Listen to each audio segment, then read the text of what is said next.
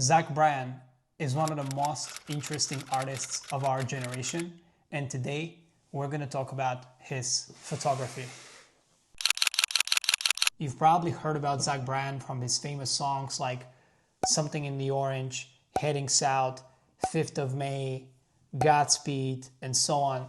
But there's another side of Zach, and that's his photography. And today we're going to talk a little bit more about it. We're going to dive deep into some of my favorite shots of his, and we're going to discuss how he edits them, how he shoots them, what camera he uses possibly, and talk about what we like about them. And hopefully it inspires you as well. And in the end of this video, we're going to do an editing tutorial on how to get to the same style as what Zach Bryan does. And I will share with you a free LUT that you can download from the link in the description below.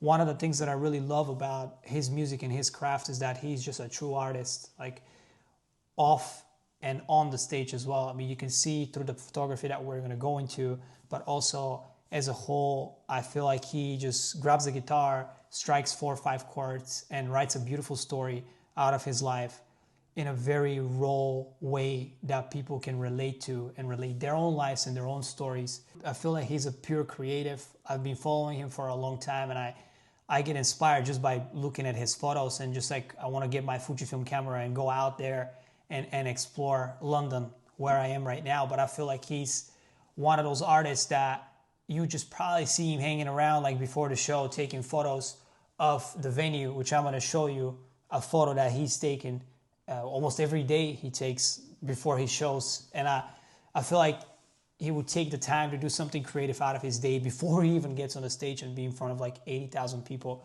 I find very inspiring. One of the effects or the camera that he uses, because I believe he uses film camera, is that he usually shoots in portrait. So I think you can replicate this with Portra 400, but what I've seen in the past and like his effect and so on of his images, I feel like it's closer to portrait. Let's get into some of my favorite images of his and try to recreate the effect as well. And hey, again, as you can see, it's nighttime now, and I have a different hat on. It's because there was an issue while I was recording my screen, so I'm recording it again at night. So we wanted to dive into what Zach does, and I wanted to bring you into Photomator. And so to try to firstly look into his photos and then try to replicate his edit on Photomator. I will also share with you the LUT that I will create from this edit, so you can download it for free. Of course, feel free to subscribe to my email list. I will be sharing my photography and videography journey and creative journey with you, and later on we'll be organizing some meetings and meetups in London or anywhere around the world as well. I'm trying to meet as many people as possible, so it would be awesome if you could subscribe, so stay connected. Also, I'll put my Instagram below as well. Feel free to message me, would love to connect. So let's get straight into it. I will open up some of my favorite shots of Zach Bryan. So the first one is this car, this truck in like the middle of nowhere, I think, in like the countryside. I love the colors and like how he emphasized the sky and kind of that tint, that kind of like pink tint. I really, really love. Another one is this one, like super cool and like in the nature. I don't know what this is. I think it's like Colorado mountains or something. But the sky and the framing is just so beautiful when you look at it. And then he always adds the frame as well, just like us, right? Just like how what we do. I kind of stopped doing that for a while, but I think it just frames it so nicely. And this one as well, really love. And this one is one of my favorites, like how like the US flag is showing in, and he's just with his friends with like a Ford Bronco or something. Let's zoom in and see what it is. Actually, I think I can't zoom. And this one is really cool as well, like just a truck and like in the countryside, kind of showcases what he does usually in his free time. He's just with friends, hanging out, being in the countryside, being around nature. And I just absolutely love what he does and how he shares his creativity, and it keeps it simple as well. Like I've never really seen an artist like that he not only that he's one of the greatest like music artists in the world right now, especially like in country. But to see that he does exactly the same as what we do is also really cool. And he doesn't over edit them. He doesn't make them like he's not like type of like an influencer type or anyone like that. He's just like super artistic and he just does it for himself. And people that really appreciate it. And I actually hope he sees this video because it's a beautiful thing what he does, and he probably doesn't realize it. And then this one as well is really cool, like just some gas station or something, but it's like in the middle of nowhere, you know, those gas stations that we don't see anywhere in the world except the US, and it's just so cool to see. And then this one is his story, basically, his Instagram story, like just yesterday on one of his shows. I think it's in Kentucky. And what he does is just really interesting and cool, that before his shows, he goes into the stadiums and like takes a picture of like when no one's arrived yet. And it's like captures the framing of those. And I actually, unfortunately, wasn't able to find a lot of them, but I found the latest one because I don't save them. I just get inspired by his stories, and I just, oh, that's really cool framing and like colors and so on. And I think it's just cool to see that an artist of his caliber would go out before a show and like take pictures of the venues and how they look. I think it's awesome. So credit to him, credit to his awesome creativity. But now let's go and recreate some of the pictures and try to do it in Photomator together. So we'll recreate this kind of edit. I think will match perfectly for us. So if we go into Photomator, so what I see basically is like greens are emphasized a little bit.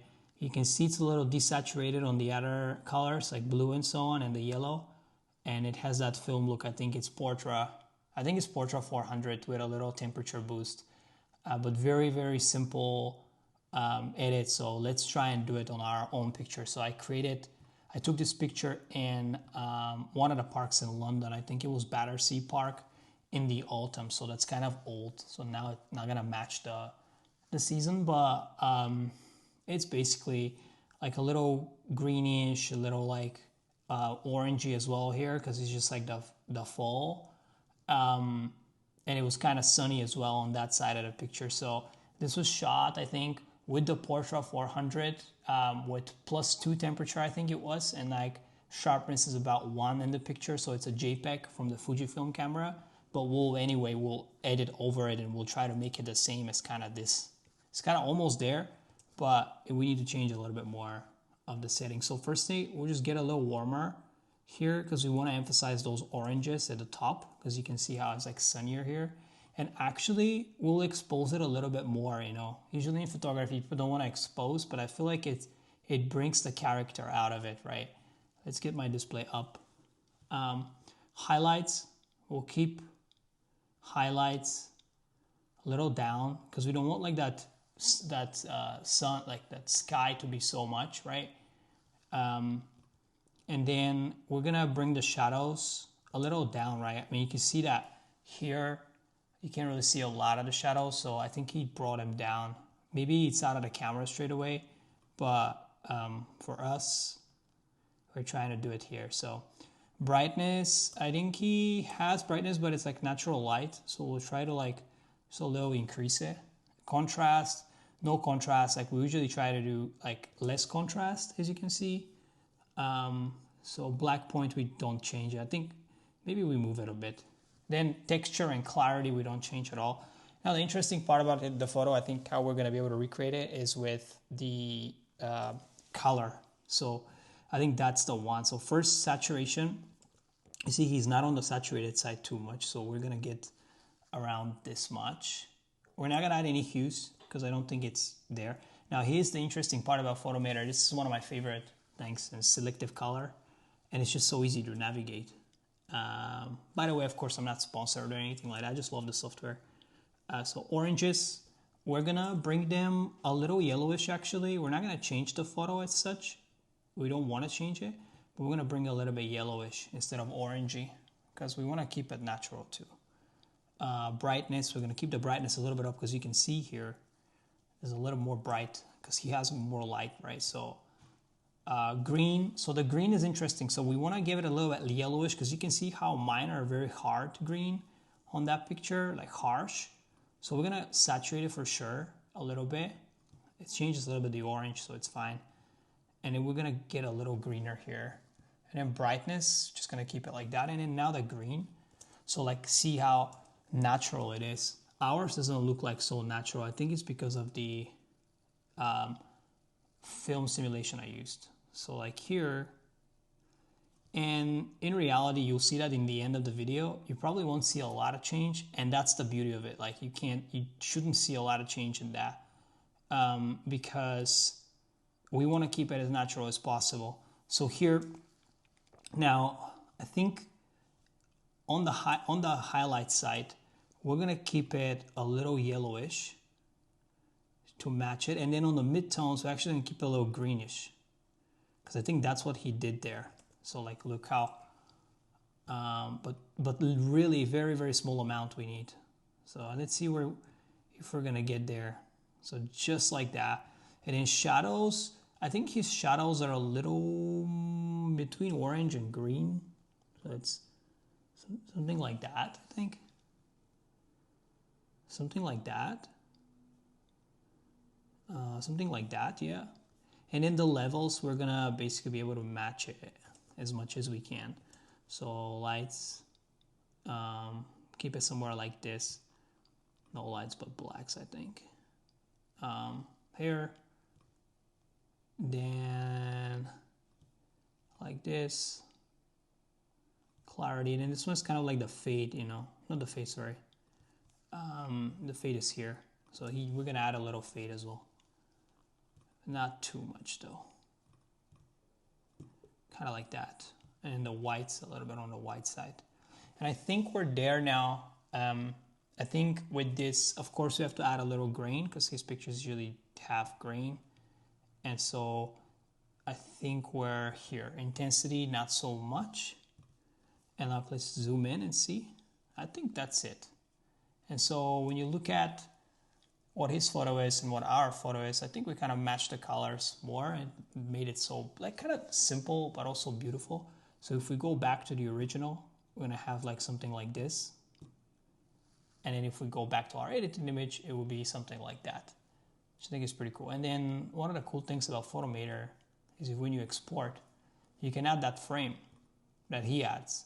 And so the actual preview of this, I think we can see it somewhere here, as our picture is gonna look like kind of like his, right? So this is the edited picture, and if you wanna get the LUT that I just edited, and you can use it on your own pictures, feel free to download it. I will leave it in the link in the description. And I hope you enjoyed this video. That's our photo on the laptop here. That's how it looks like. And I hope this editing tutorial was easy for you to understand, and let's connect. Thank you so much for watching. Thanks. Bye.